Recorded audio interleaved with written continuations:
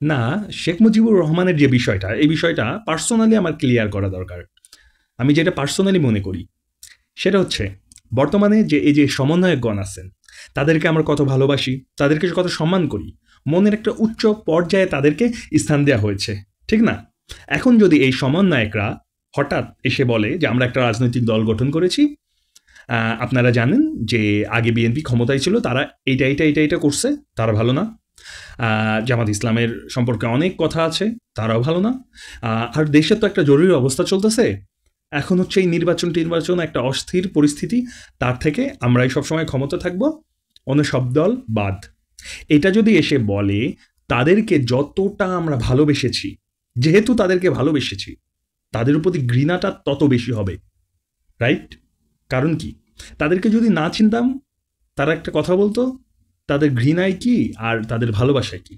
তবে যেহেতু তাদের ভালোবেসেছি, তাদের প্রতি ঘৃণাটাও কয়েক গুণ বেশি হবে। সেম জিনিসটা একটু শেখ মুজিবুর রহমানের ক্ষেত্রে যাচাই করে দেখুন, মানে যাচাই বলতে ওইখানে ফিক্সড করে দেখুন সেম জিনিসটা কি, যখন মুক্তিযুদ্ধ হয় শেখ মুজিবুর রহমান ছিলেন না, তবে আমি বিশ্বাস করি তিনি যদি থাকতেন মুক্তিযুদ্ধ তিনি নেতৃত্ব দিতেন, কিন্তু বাস্তবতা এটাই যে তিনি নেতৃত্ব দিতে পারেননি। তারপরেও মুক্তিযোদ্ধার বেশিরভাগ মুক্তিযোদ্ধারাই শেখ মুজিবুর রহমানকে মুক্তিযুদ্ধর সব থেকে বেশি ক্রেডিট তাকেই দেওয়া হয়েছে। মুক্তিযুদ্ধই তিনি একাই দেশকে স্বাধীন করে ফেলেছেন, এরকম একটা জিনিস তো ভালো, কোনো সমস্যা নেই। কিন্তু যখন তিনি বাকশাল গঠন করলেন, বাকশাল গঠন করার পরেই তার এই যে যত স্বাধীনতার যে কনসেপ্ট, তিনি যে স্বাধীনতার একজন সব থেকে বড় ক্রেডিট নিলেন, সব ধ্বংস হয়ে গেল। তিনি আসলেন, সব দল বিলুপ্ত করলেন এবং আওয়ামী লীগও কিন্তু বিলুপ্ত করলেন। তিনি বাকশাল গঠন করে তিনি একাই নিজের বুদ্ধিতে নিজেই রাজা হয়ে গেলেন, তার উপর আর কোনো ক্ষমতা নেই। এই জিনিসটা করার পর তার যে ভালোবাসা ছিল, সেই ভালোবাসাটা কিভাবে থাকে? যেহেতু তার ভালোবাসা ছিল, আর এইটা করার ফলে তার ভালোবাসা কয়েক গুণ ঘৃণায় পরিণত হয়ে গেল।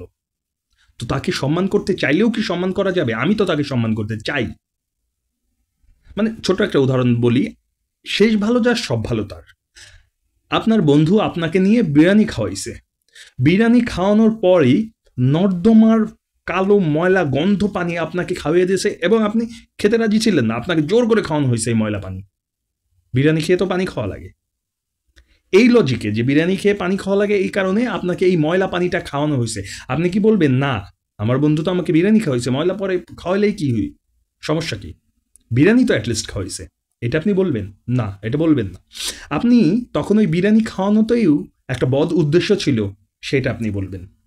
আপনি এই বিরিয়ানি খাওয়াতে যে একটা ভালোবাসা বা একটা সম্মান বা একটা কি বলে, যে জিনিসটা আপনার বন্ধুর প্রতি হয়েছিল, তার থেকে অনেক গুণ বেশি আপনার ঘৃণা তৈরি হবে আপনার ওই বন্ধুর প্রতি।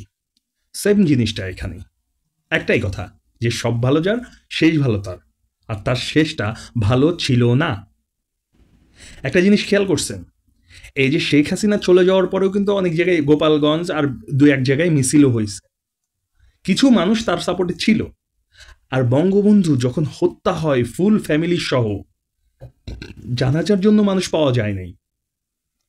এটা তো শেখ হাসিনা নিজে বলে যে তার বাবার জানাজার জন্য মানুষ পাওয়া যায় নাই। তার মানে কি, এখন শেখ হাসিনা যেরকম গ্রহণযোগ্যতা হারিয়েছে, তার থেকে কি বেশি গ্রহণযোগ্যতা হারিয়েছিল শেখ মুজিবুর রহমান? আমি তো ছিলাম না, ইতিহাস তো আমি তাদের থেকেই। আমি কোন ইতিহাসগুলো বললাম যে ইতিহাস সবাই মানে?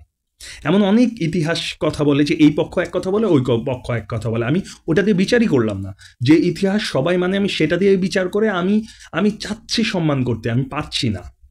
আমি চাচ্ছি ভালোবাসতে, আমি পারছি না, কারণ তার শেষটা ভালো ছিল না।